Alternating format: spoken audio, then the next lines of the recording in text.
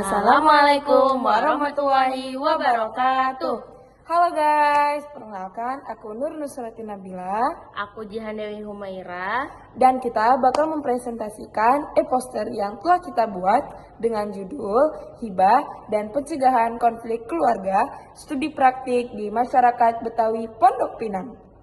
Nah, sebelum kita mengenal lebih jauh apa itu hibah dan membahas lebih detailnya, Jihan, tolong jelasin dong, apa itu hibah? Boleh dong. Nah, jadi hibah adalah pemberian harta dari orang tua kepada anak atau pihak lain semasa hidupnya, harta semasa hidupnya tanpa menginginkan imbalan apapun. Jadi itulah yang dimaksud dengan hibah. Oh, jadi hibah itu pemberian harta dari orang tua ke anaknya tanpa mengharapkan imbalan atau apapun ketika hidup guys, jadi belum meninggal gitu. Ngomong-ngomong ya Jihan, biasanya kan ditetapkannya suatu hukum itu ada penyebabnya. Boleh tahu nggak sih Jihan, penyebab ditetapkannya hibah itu apa? Nah, oke. Jadi latar belakang adanya hibah ini dikarenakan masyarakat Betawi di Pondok Pinang ini masih sering terjadi konflik dalam pembagian harta. Nah, untuk mencegah konflik tersebut, akhirnya melakukan hibah, yaitu pembagian harta secara transparan melalui musyawarah dan terbuka. Jadi dapat dicegah konflik kekeluargaan karena pembagian harta tersebut. Jadi dilakukannya hibah. Oh, jadi hibah itu ditetapkan karena dulu itu di Betawi itu sering terjadinya konflik keluarga karena pembagian harta waris secara tidak jelas atau tidak adil guys. Makanya ditetapkan hibah agar pembagian harta itu dilakukan secara transparan atau terbuka dan mengambil keputusan bersama, sehingga keputusan hibah ini tidak dapat dituntut karena diambil sesuai dengan kesepakatan bersama melalui proses musyawarah.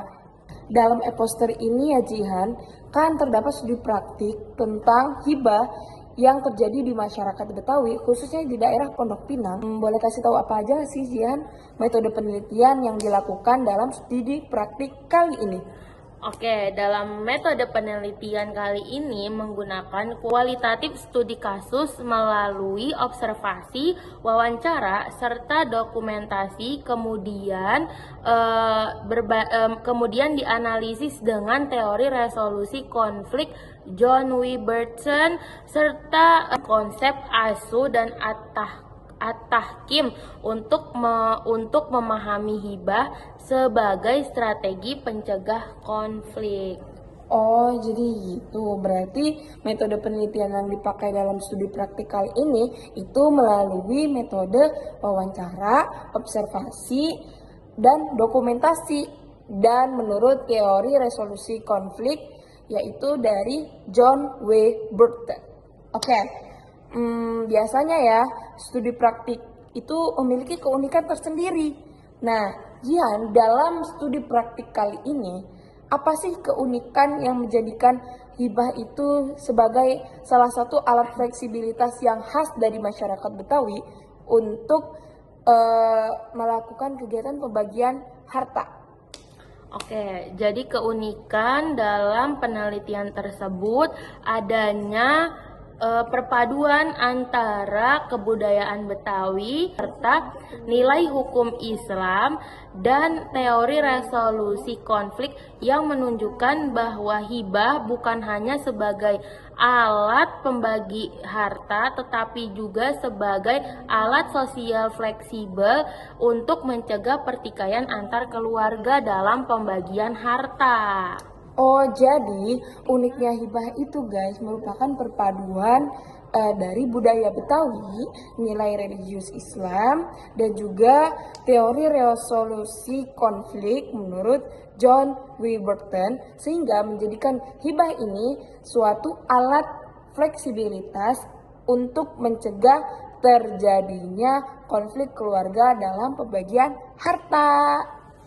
Oke Jihan, kan dari yang tadi udah kita bahas mulai dari latar belakang, terus metode penelitian, terus keunikan hibah, itu kan tadi udah kita bahas tuh. Nah, sekarang dampak dari ditetapkannya hibah itu apa sih Jihan? Boleh dijelaskan? Oke, jadi dampak dari dalam pembagian harta pembagian harta yang dilakukan secara terbuka melalui musyawarah mampu mencegah kecemburuan dan menumbuhkan rasa keadilan serta meminimalisir terjadinya sengketa waris. Nah, dampaknya tidak hanya membuat pembagian harta lebih teratur, tetapi juga memperkuat hubungan antar anggota keluarga, menjaga keharmonisan jangka panjang, serta menjadi contoh praktik penyelesaian konflik yang efektif di lingkungan masyarakat Betawi. Jadi itu dampaknya. Pokoknya poin utamanya dari hibah itu sebagai alat alternatif guys untuk mencegah terjadinya konflik keluarga agar tidak terjadi di lingkungan sosial gitu. Oke? Cukup sekian presentasi e-poster yang telah kami buat. Mohon maaf jika ada kesalahan atau kekurangan dalam pembuatan e-poster kita atau penjelasan yang kita jelaskan tadi. Terima kasih. Wassalamualaikum warahmatullahi wabarakatuh.